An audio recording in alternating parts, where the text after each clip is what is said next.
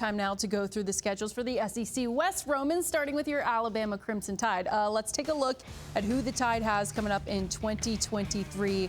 What on that schedule jumps out at you, Rome? Well, you get Texas at home. Everybody's going to be excited about that one. But what really jumps out at me is at South Florida. First time they've been on a road game versus a non-Power 5 school since 2003 at Hawaii. I wonder who on this stage was at that game for that loss. Oh. So, hey, you said it. You brought it up. You're talking on yourself, man. What's with that? and at Kentucky, of course, which is a normal matchup, which we're not used to always seeing as well. Alabama traveling in the Bear Bryant Bowl. Man, a couple of tough games right towards the end of September, beginning of October there. Let's look at the Arkansas Razorbacks who, Cinch, it feels like since Sam Pittman stepped foot in Fayetteville, he's had to play one of the toughest schedules in the country. It's so true. This is the first time they'll ever open up or even played Western Carolina. Last time they played a MAC team like Kent State, they lost. That was Toledo in 2015. All that's pre-Pittman, right? Versus Texas A&M is a really interesting one because they've lost 9 of their 10 matchups since A&M has joined the conference. That's something that they have to fix, right? And then, of course, at Alabama, they've lost 15 straight versus the Crimson Tide. That's a real problem, of course, right? Obviously, a tough hill to climb is something they want to end. Bunch of road games there in the middle of that schedule as well. All right, Roman, let's look at the Auburn Tigers. They'll start with UMass, of course, end with Alabama coming to Jordan-Hare. What stands out about this one? It's a couple games all before that. So you go at Cal at week 2, which Auburn, over the history of time, is 0-3 all-time, like playing in the state of California, not at Cal specifically, but within the state. And then look at when that SEC schedule kicks off. They're at Texas A&M. Then they got Georgia at home. Then they're at LSU before having Ole Miss at home. That's a really tough start to the SEC scheduling right there. Both Mississippi schools, though, coming to the Plains to take on the Tigers. All right, LSU, Stinch, another starter against Florida State. That's going to be a good one. Vengeance game. Yeah. You think the LSU fans are going to remember that one? Yep. So that one's circled. There's no question. But look at the middle of the schedule around October 21st. They're going to play Army.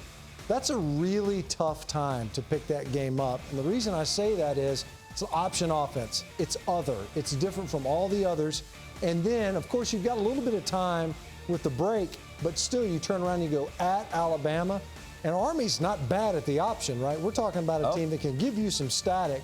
That's a tough time for that game to pop up in your schedule. All right, let's take a look at Mississippi State's 2023 schedule. Roman, a team that's still trying to assert some dominance in the SEC West. Can they do it with this schedule? It's always going to be tough. Anytime you're playing the SEC West schedule, it's never easy no matter what team that you're playing or who you're rooting for. I love the Arizona matchup early, getting a non-conference game in Starkville. That would be awesome to see. Give that something for those fans as well. Then you have the normal game LSU. But this is what I'm really talking about here. Versus Kentucky, the home team has won each of the past 7 meetings. The last road win in the series was in Lexington in 2014. So who will turn that tide, and when is Mississippi State going to get to the upper echelon of the SEC West? Sticking with the Mississippi schools, how about Ole Miss? Starting the season with Mercer. Of course, they go to Mississippi State for the 2023 Egg Bowl. They've got A&M at home, LSU at home, but they got to go to Alabama, Roman.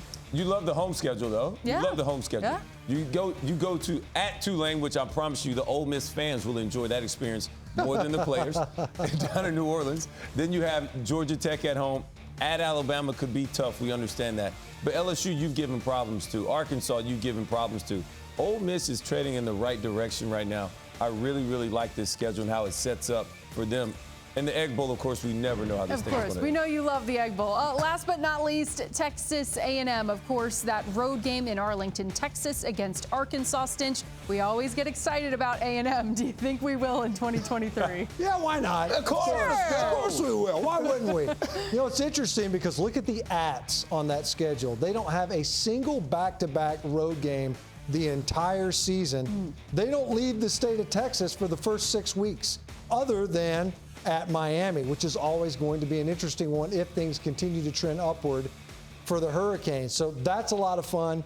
To me, though, it's the home game versus LSU and how that typically works. You're at LSU, the home team in that matchup typically wins the game. Yeah. Can they break that streak where you can go on the road and leave with a victory? We haven't seen that happen yet. And there have been some fantastic matchups, A&M versus LSU, in that final game. We talk about the SEC West and how difficult of a division it is historically in all of college football. Roman, I'm going to ask you this first. When it comes to the road games, the away games, where they are in the schedule, you guys mentioned at one point during this show that the better games are towards the back end of the season because you got something to play for. Would you rather go through those road gauntlets in the SEC West towards the beginning or the end? I'd much rather. Healthy, not healthy? Well, you're not going to be healthy. As soon as the ball kicks off, nobody's healthy Sure. anymore. So I would rather have it at the end of the year when we have our feet up underneath us. We know who we are as a team by that point. By week 8, 9, you know who the personality of your team is. You know the leaders. You know the ball players. And you know the guys that you expect to make big plays at that point. So I'd prefer it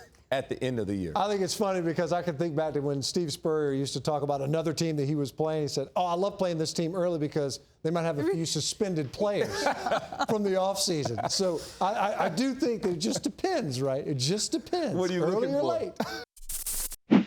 Thank you for watching ESPN on YouTube. For live streaming sports and premium content, subscribe to ESPN+.